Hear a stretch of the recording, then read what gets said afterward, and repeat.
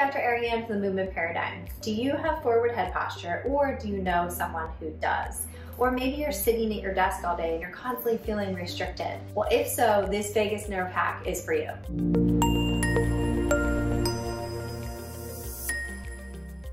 So let's talk about the neurology and physiology of why you might have forward head posture. We're going to talk about 3 key things that can contribute to it. Number 1 is decreased tone in the trapezius muscle and increased tone in the SCM muscle here. So this often is related to some type of airway dysfunction. So this could be just poor breathing and awareness of diaphragmatic breathing throughout the day, but it can also be related to structural abnormalities. So deviated septum, small nasal valves. It could be a jaw issue where the jaw is restricted and pushing back, closing the airway, enlarged tonsils. It could also have to do with inflammatory drivers that are contributing to inflammation in the airway, preventing you to be able to breathe optimally. So this is a really big driver of forward head posture.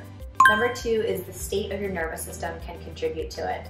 So I always like to say that posture is your story. It's how you present yourself to the world. It is ultimately a reflection of your past experiences, your thoughts, your beliefs, your emotions, your activities of daily living, your prior activities in life. So there's so many things that affect it. Now, if you are in a constant fight or flight state, or freeze state, that is going to be reflected in your posture. For example, if you are in a fight or flight state, you might seem like you have constant tension in your neck. The neck muscle, the SCM, is always working because normally you're over breathing in that state.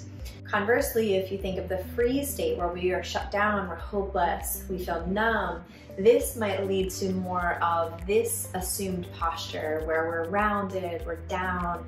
So you can see how all of these day-to-day emotions and thoughts and beliefs can affect your forward head posture or posture in general. Number 3 is scars. So no matter where your scars are in your body, whether that's around your head and neck, or that's somewhere else in the body, for example, the abdomen and abdominal surgery you might have had previously, can directly impact the function of your cranial nerves, your autonomic nervous system, your emotions, your stabilizing muscles in your neck. So it can have profound distal effects from where the actual scar is. So in the case of a scar, think of it as you have collagen fibers that are normally like this. And so when we form scar tissue, they form these cross links or bridges. So what happens is the tissue is stronger, but it's not as elastic. So it's going to impede the surrounding or distant muscles.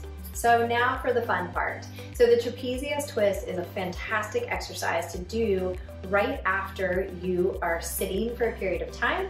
If you feel like your head is just leaning forward, you're having a hard time holding your posture, the trapezius twist is going to activate all of the trapezius muscles, and that's all it's doing. It's just a neural activation. It's waking things up, but you can check your forward head before and after you perform the exercise to see the difference.